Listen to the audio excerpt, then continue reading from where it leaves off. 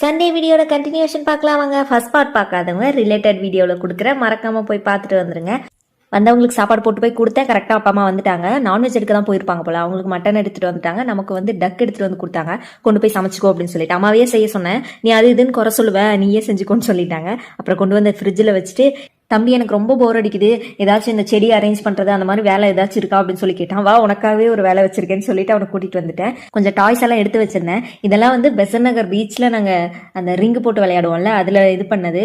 இதுல ஒரு மொசக்குட்டி பொம்மைக்காக கிட்டத்தட்ட 1500 ரூபாய்க்கு விளையாண்டாங்க. எனக்கு அந்த மொசக்குட்டி பொம்மை தான் வேணும்னு நான் சொல்லிட்டேன். என்னோட பெட் நேம் வந்து மொசக்குட்டி, அதனால எனக்கு அந்த மொசக்குட்டி பொம்மை வேணும், என்ன பண்ணுவீங்களோ தெரியாது அப்படின்னு சொல்லிட்டேன். எங்க அக்கா வீட்டுக்காரரும் என் ஹஸ்பண்டும் சேர்ந்து எப்படியோ ஒன்று எனக்கு அந்த மொசக்குட்டி வாங்கி கொடுத்துட்டாங்க. இதெல்லாம் மெமரபுளான டாய்ஸ், அதனால எப்பயுமே கரெக்டாக எடுத்து வச்சிருப்பேன். மேலே எடுத்து வச்சுட்டா இன்னும் கொஞ்சம் சேஃப்டியாக தான் இருக்கும், அதனால அரேஞ்ச் பண்ணிட்டேன். எங்களுக்கு எட்டாது, அதனால சோஃபாவை இழுத்து போட்டு ஃபர்ஸ்ட் ஒரு கூட்டி விட்டுட்டேன். மேலெல்லாம் கொஞ்சம் தூசியாக இருந்துச்சு, அதை கூட்டி விட்டேன். தம்பி கொஞ்சம் நானும் கூட்டுறேன் அப்படின்னு சொல்லிட்டு வாங்கி அவனும் க்ளீன் பண்ணி விட்டுட்டு நான் ஒவ்வொரு டாய்ஸாக எடுத்து கொடுத்தேன். அவன் அரேஞ்ச் பண்ணிட்டான். கரெக்டாக ப்ராப்பராக அரேஞ்ச் பண்ணான். ஏன்னா அது கீழே விழுந்தா உடஞ்சிரும், அவனே பயந்துட்டு தான் பண்ணான். எனக்கு தான் செம்ம பயம். அவன் மேலே ஏறிட்டு குரங்கு வித்தையெல்லாம் காட்டிட்டு இருக்கான். கீழே கிணறு விழுந்துடாதடா, தயவு செஞ்சுட்டா பொறுமையா பண்ணு அப்படின்னு சொல்லிட்டு அப்புறம் எல்லாம் அரேஞ்ச் பண்ணி முடிச்சுட்டு அந்த தூசியெல்லாம் கீழே விழுந்துச்சு இல்லையா, அதெல்லாம் நல்லா கூட்டி விட்டு சோஃபாவையும் நல்லா நீட்டாக எடுத்து போட்டாச்சு.